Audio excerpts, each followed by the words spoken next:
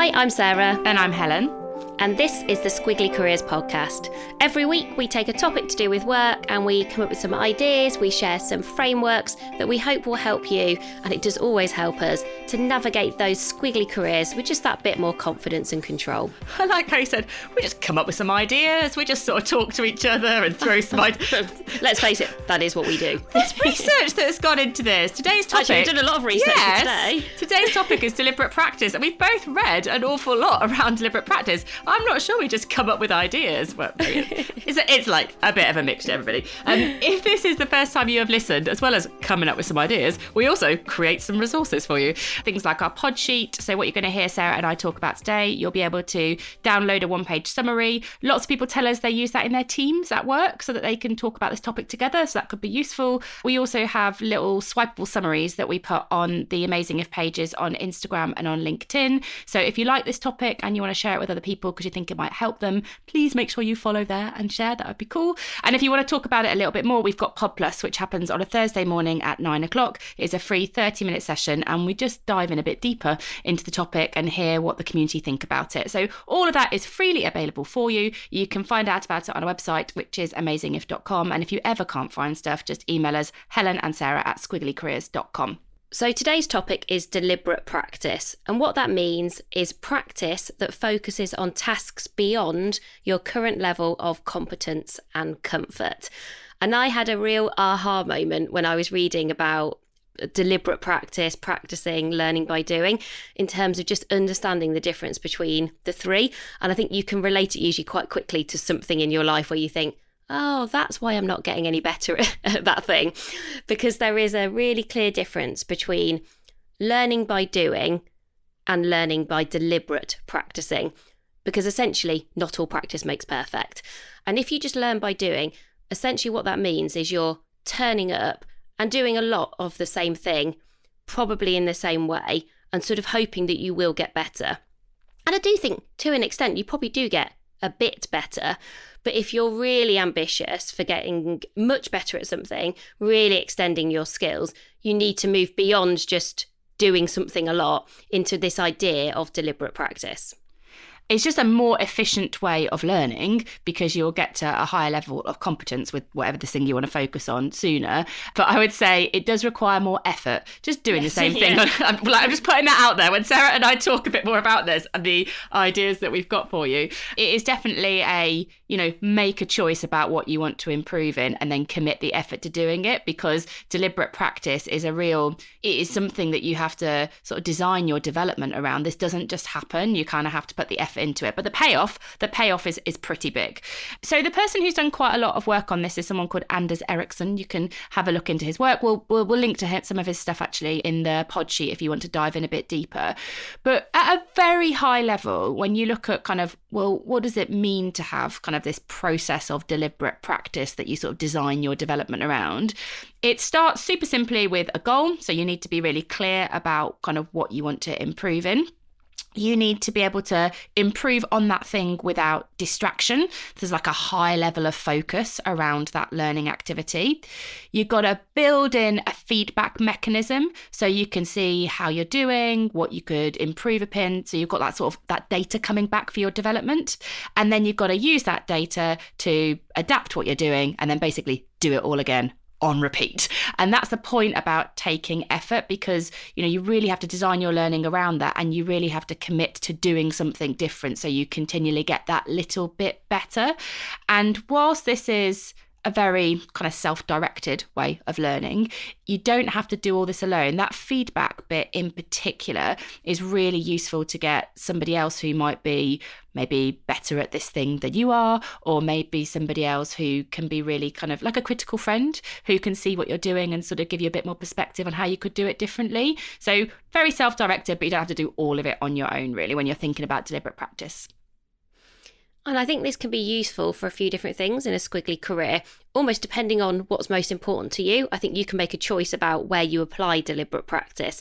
So you might think, I'm going to apply the structure of deliberate practice to learning a new skill where I do want to get a lot better at it. So I'm not just playing tennis for the fun of it, which you could completely choose to do. Actually, I do want to get a lot better. So then you might choose this deliberate practice method to get much, much better at it.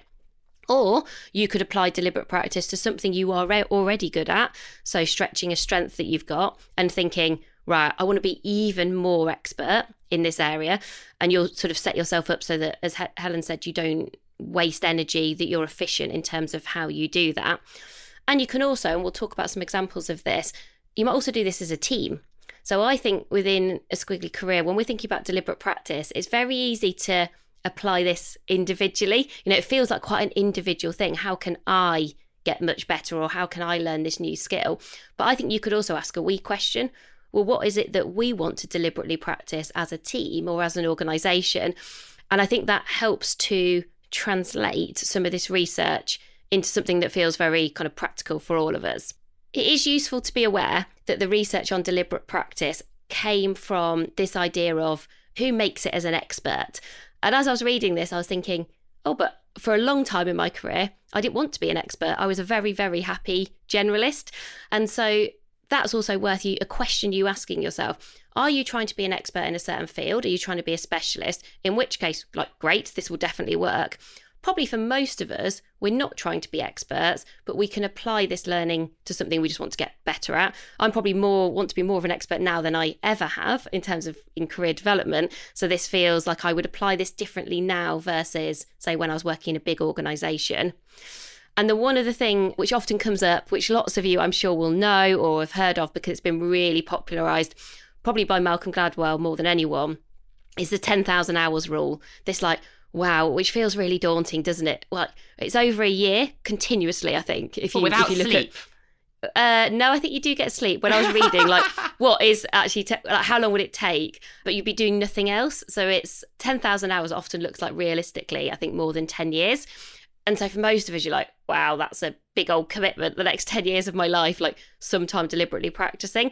I wouldn't get too hung up in the 10,000 hours rule because it came from research into almost who is the number one chess player in the world? Who's the best at this instrument? And for most of us, that's not our goal. That's not our ambition. The really important point is when you deliberately practice something, to really see the progress, it is likely to take time. So this is not a quick win. This is not a fast payoff. And almost if that's what we are expecting, we are setting ourselves up to fail. But the likelihood of it needing 10,000 hours, that really depends on what you're trying to do. If you want to be a professional footballer, then hey, maybe it will take 10,000 hours and you probably need to start from when you're about 6. Yeah, this might not be the episode for you. Yeah. But if you just want to get a bit better at something that you think is important for your development, this will be a really good episode for you. It's not really about becoming the world best at ... It's just about how can I kind of move significantly forward in my skill from where I'm starting from. That's what this is all about. And to get away from the idea of, being the world's best footballer or tennis player, all those kind of sporting examples, we're going to give you some really practical ideas for things that you might want to improve upon at work that you can use deliberate practice for. So the way the rest of this episode is going to go is Sarah and I are going to work through the process for deliberate practice, and we're going to take an example of something that we both want to improve in to sort of bring all this to life. And as I said before, we'll document this process for you in the pod sheet so you can kind of follow it step by step when you might be doing this for yourself. So step 1, you need to be specific about what you want to deliberately practice and why. And as Sarah said, this could be as an individual or as a team. So some examples here, writing. So obviously Sarah and I, if you're regular listeners, you'll know that we are writing a book and we want it to be our best book yet. So that's something we might want to sort of deliberately practice. But this could be, you might not be writing a book. It could be emails. You're probably writing a lot of emails and you might think, do you know what? I want my emails to be the best thing that land in people's inbox. So that could be something. It could be presenting, and maybe specifically, maybe it's in-person presenting, or maybe it's virtual presenting, or maybe it's the presentations you do to your department. Again, the more specific you can be, sort of easier it is to design deliberate practice around it. could be listening, a really core skill for work, one that is often overrated by ourselves. So maybe you want to improve your listening, or maybe a career skill like curiosity, which is hugely helpful for your learning. Maybe it's building relationships. So beyond the ones that you have today, how could you kind of get more confident in building or working your weak ties, those relationships that are sort of outside of your immediate world of work? Or maybe it's improving your brand, improving your profile, and maybe your presence on social media. They're just some ideas of things that you could apply deliberate practice to that might feel more relevant to your day-to-day than kind of where some of this research has started from. And as we said, it's important to know what you want to deliberately practice, but also why. So creating a bit of that emotional connection, like why does this matter to you? Because that just means we're more likely to stick at this stuff. And as we've mentioned, these other steps that we're going to go through require effort. So having a bit of stickiness behind the skill you want to develop is really, really important. So Sarah, what do you want to deliberately practice and why? So the more I read about this, I changed my mind on the answer to this one. So I would like to deliberately practice how we experiment as an organisation.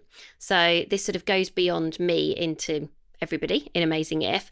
And the reason for that is I read a really interesting article about how deliberate practice sort of partners really well with the idea of experimenting. It's sort of those two things are kind of very happy. They kind of work together really well. And also I reflected on how we experiment at the moment. And I think we learn by doing rather than learn by practicing. So we do have experiments in Amazing If. So we sort of do the experiment, but I don't think we are deliberately practicing getting better at experiments. We sort of do them and we'll label something. We'll say we're doing this new project or we're trying out a different process and we'll label it. We'll say, oh yeah, that's a good experiment. But then we just sort of do it, and I'm not sure we are getting better at experimenting. So back to the point on deliberate practice is you're practicing to make progress. And if I think about how we experiment now versus how we experimented 9 months ago, it doesn't feel that different, or it doesn't feel like it's progressed as much as it could. And then that's where that point really struck home with me. I was like, well, doing is not enough when it comes to deliberate practice. Now, it's probably better than not doing it at all, which is good. So we should kind of give ourselves credit. We've got to this point. But I feel like we've sort of got the building blocks now in Amazing If to really start experimenting in a different way that would accelerate our learning. So I wanted to think about like, what might that look like? Mine's quite small and specific, which I think is helpful with this. My thing I would like to deliberately practice is how I introduce myself and sort of us as a company. And the reason why this matters to me is I don't really like how it feels when the first moment I meet someone, I feel a bit awkward. Like I want that to feel like a really empowering moment. And I want to feel like I've really positioned us in a really confident, positive way. And at the moment, because we do quite a few things, I'm like, oh, there's a podcast and there's some books and we train about 5,000 people a week. I feel like I just like reel off all these like things. And I just want to have a really clear, compelling, confident introduction. And I do it quite a lot, back to the point of doing rather than deliberate practice. I do it quite a lot and I don't feel like it's getting better. So I feel quite kind of emotively attached to improving my introductions. Yeah, and I think your point there was a good one. You know, when you said like emotionally, like why is this something you want to deliberately practice? I think I'd not really thought about that. But now when I think about, the fact that I've chosen experiments, one of my values is ideas and another one of my values is learning. So you're like, oh, what are experiments? You know, you're testing ideas, you're hoping that you're going to learn a lot from them. So I think we've probably both picked something that appeals to us personally, even though mine is much broader, yours is sort of smaller and more specific and much more individual. I can see why they're both important to us. Like I can see, you always tell me, oh, I didn't like how I introduced myself. Like you've said that to me quite a few times. And I think I've read a lot about experiments and, you know, when something kind of keeps going around in your mind, but you feel like you've not moved it any further forward. So I think just that point about like, why does this matter to you will just helps you to just make sure you've got the motivation behind this, because otherwise I think you do just keep doing. And I think that is okay. You know, there are things, it's often easier to think of personal examples. I think when you think of deliberate practice, there are definitely things I do where I'm like, I'm not trying to be loads better at that thing. I'm just doing it to keep fit, or I'm just doing it because I know it's a good thing for me. Like when I go for walks in the day to take a quick break, I'm not trying to walk faster. I'm not trying to walk better. I'm just going for a walk. You're like, there's no deliberate practice there. I think probably when I was reflecting on this, I was like, oh, how many things should you be deliberately practicing at once? I was thinking probably only one. Yeah, I think one. If you're going to do this, it's not an easy thing to have all of the different component parts we're going to talk about. I was like, I don't know how you would have the space for more than one. You could perhaps have one professional, one personal. Yeah, maybe. And I think It'd be ambitious though, wouldn't it? It would be ambitious. It's also got to be, you've got to stay quite open, because like being aware of like every time you do this, and then you've got to also kind of be open to critical feedback. That wasn't as good as the time before, and why, and making sure that you're able to kind of hear that, or hear it from somebody else. Like, I'm not sure, if you were trying to do 5 at once, I think you could be like, I'm basically just rubbish. I can't introduce myself or do my job or help other people. Well, just go back to bed. So yeah, I think maybe one thing at once with a very open, positive perspective on it.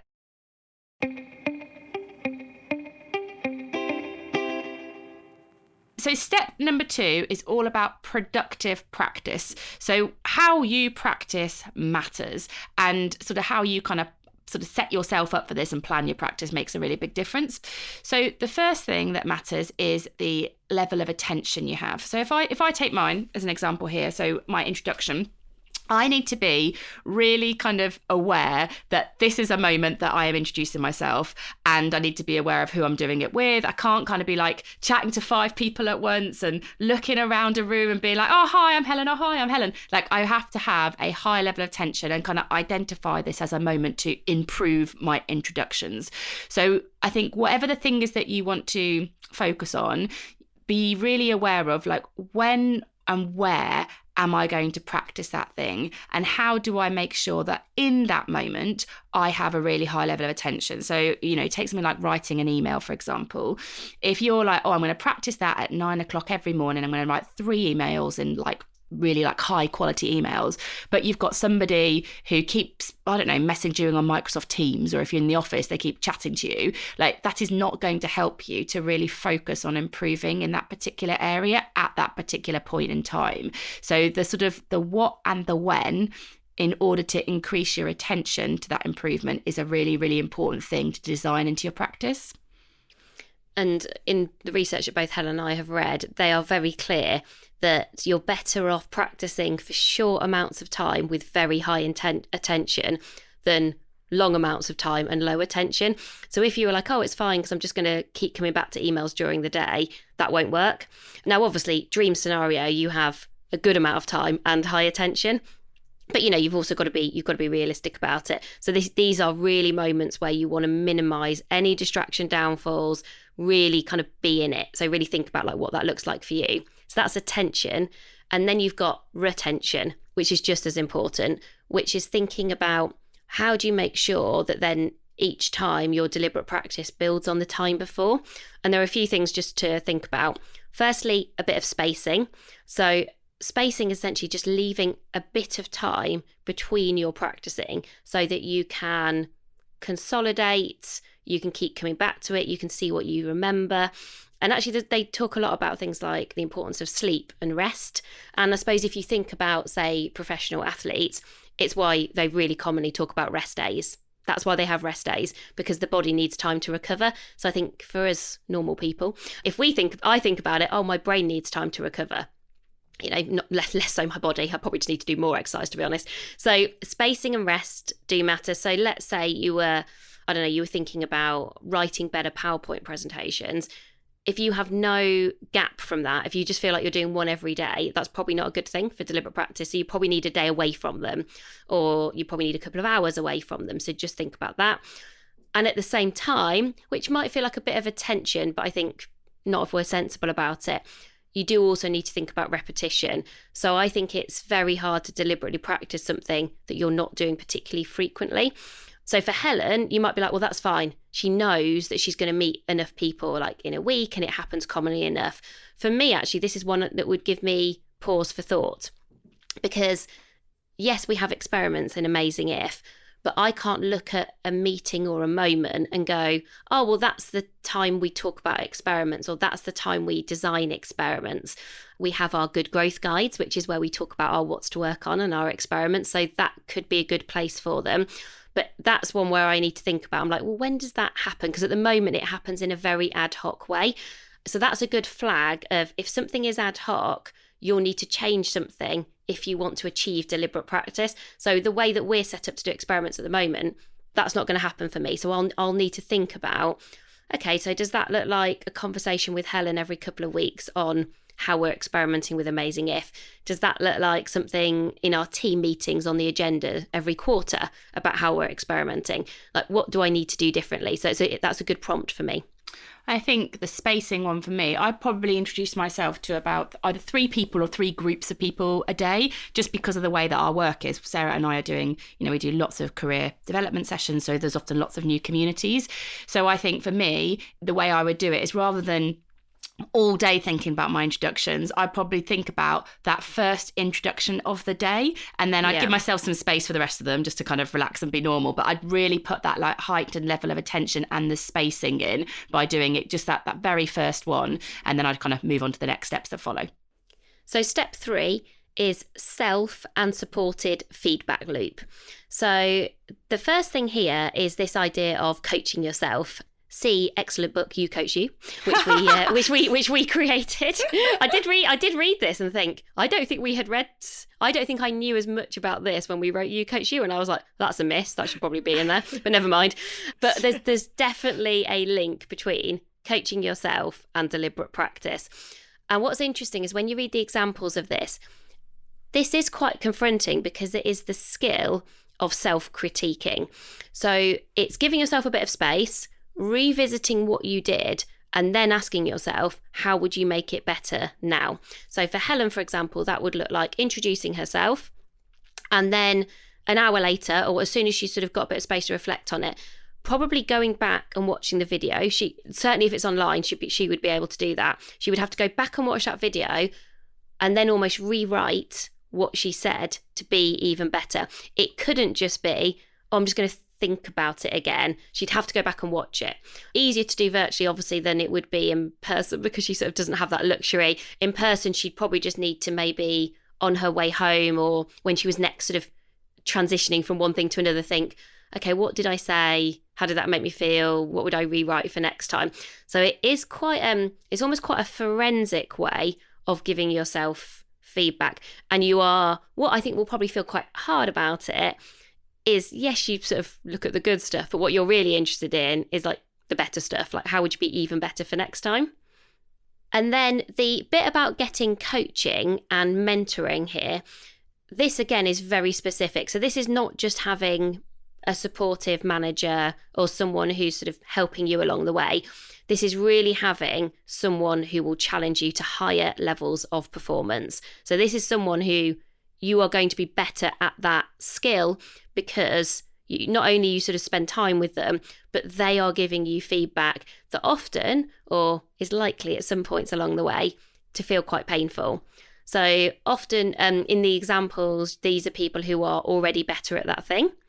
And again, they are picking out the things that you don't do well, and they are talking about kind of the gaps that you've got to really get to, making even more progress on something.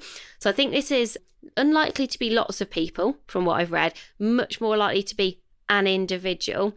And also it's quite a specific brief for them in terms of like what you need from them, what you're looking for from them. Because again, when I was thinking about experiments and experimenting as a deliberate practice, I was then thinking about, okay, well, who do I know who runs a company where almost experimenting is part of their DNA or has been part of their DNA?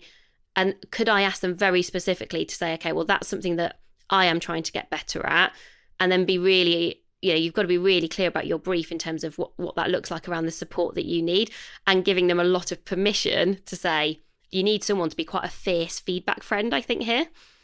Yeah, I agree. As someone who's got a very specific skill, they can be clear and quite direct. It's that sort of radical candor approach. And there needs to be quite a lot of trust in that relationship, that you can sort of hear what they're saying without getting too defensive about it. So I think that's sort of like part of your brief is that's what you're opening yourself up to when you kind of create that kind of peer coaching relationship.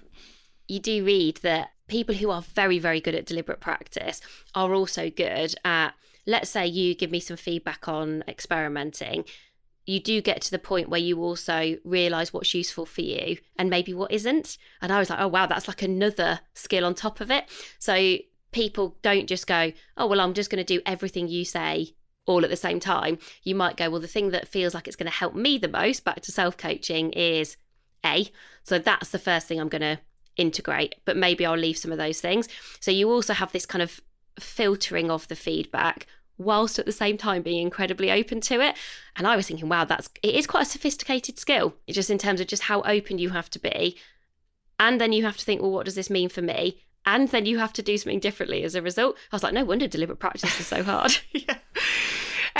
But don't worry, because step 4 is going to help you feel really positive, because step 4 is about building in rewards along the way.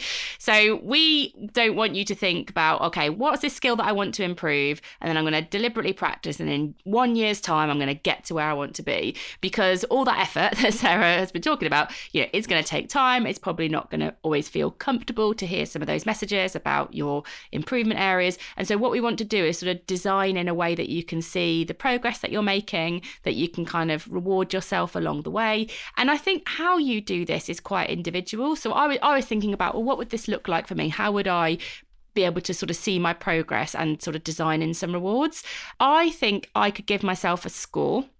I could potentially get a score as well in my feedback, but like a score of how kind of effective I felt that introduction was, out of a score of 1 to 10. So for example, I did one yesterday, and if I just reflect on it yesterday, I don't think my presentation was that bad, but if I was thinking about my introduction, I'd probably give myself a 6 out of 10 for my introduction. I mean, I'd give myself a 2 out of 10 for my close. I haven't even mentioned my close. My close was really bad. My close, I was like, so thanks everyone. Honestly, exactly. That's like, thanks everyone, I'm Helen, or whatever. I don't think I was just like, thanks everyone. Questions? Like that kind of thing at the end. So I definitely, the ending is even worse. I need to work on. So I think keeping a self score would probably be a useful way to be able to see my progress. And, my aim is to kind of get an average 9 out of 10. I'd love to kind of get to that, and the occasional 10, I'll bank one of those. And then I think, again, rewards are very personal, but mine are mostly things that I would consume, like generally like wine or chocolate. But you kind of do what works for you. But like every time I hit a 10, I might be like, right, I really want to share that success with somebody else. So that would be a way you can design an award, because that can feel like a bit of a boost that someone else is like, well done. And I'd probably approve the purchasing of an expensive chocolate truffle is normally what I would do when I hit a target that I'm working towards. What about you? I think my rewards often come from maybe more intrinsic things, extrinsic things. We're slightly different in that way. I think. No chocolate truffles. No, I do like chocolate, but still, I think I'm always quite motivated by a sort of a before and an after, a from and a to. Probably more so than you are, though you do like a score, definitely, or like you love some sort of benchmarking scorecard or something. But I think if I have clearly defined, this is where I am today, and this is where I want to be quite far in the future, because I'm motivated by future states and things that are quite far away, and I quite like working towards those things. If I can say, okay, well, to get from, if experiments today we learn by doing, and in a year's time I would like to feel our experiments are learning by practicing, by deliberate practicing, I think I would need to map out here are 6 things that are going to need to happen along the way to make that happen. And then keep coming back to those 6 things and being like, right, well, where am I versus that one? Where am I versus that one? And it would be like a red, amber, green. I always quite like a red, amber, green. And seeing those things go green actually is enough for me. That is like, funnily enough, that's all I need from life. Is having that clarity of direction. Because I think because I'm like you, we've both got value as achievement. So I like to achieve stuff. And I think once I've made a decision to do something, then I'm pretty focused and quite single-minded on then making that thing happen. So that's what it would need to look like for me. So I think if I genuinely wanted to do what we've talked about today, which for me feels like I'm quite far away from this at the moment, and it was only through researching for this podcast that I've sort of got to this conclusion about experiments, and the learning by doing versus learning by practicing has really struck a chord with me. To just identify that thing where you really want to accelerate your learning.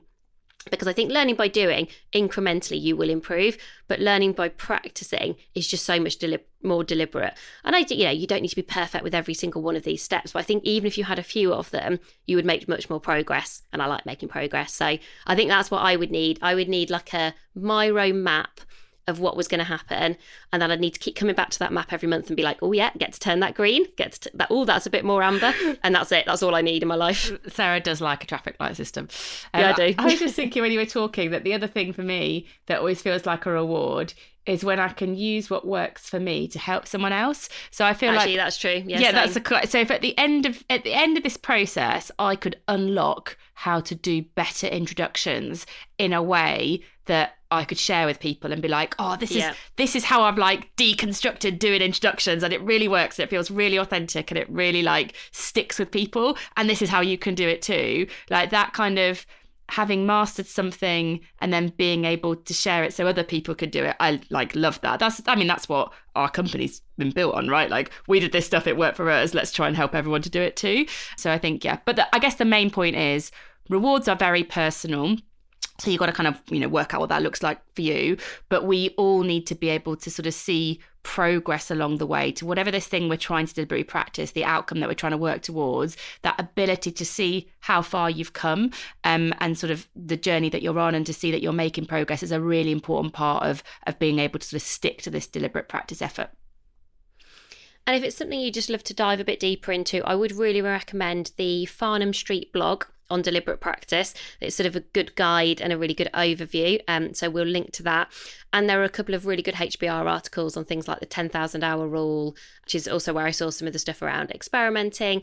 And actually just, again, the research on making an expert. Again, you don't have to be an expert, but there's some good things that you can read that give you a useful sense of what does this mean for me.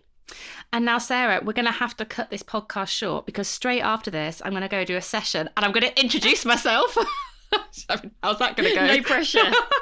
Should I come and watch you and be like, make notes? No. I'm just going to do that one. The next one I'll deliberately practice. It's the next one. It's the next one. It's the next one. It's always the next one. Is that like an avoidance tactic? Oh my gosh, maybe I should introduce myself on Pod Plus and get some feedback from everybody. Oh my gosh, I've said it now. Come to Pod Plus, everybody, on Thursday. Give me some feedback on my introduction. Oh, that'd be painful. For less painful ways to practice deliberate practice, download our pod sheet. But yeah, download the pod sheet. The 4 steps, just in summary, work out what you want to deliberately practice and why. Number 2, make sure that you're kind of designing for productive practice. That's with attention and retention. Step 3, have self and supported feedback loops. And step 4, design in rewards along the way. So we hope you found this episode useful. If there's any topics you'd like us to cover or career questions that you need some support with, you can email us anytime. We're Helen and Sarah at squigglycareers.com. That's everything for this week. Thank you so much for listening, and we'll be back with you again soon. Bye for now. Bye, everyone.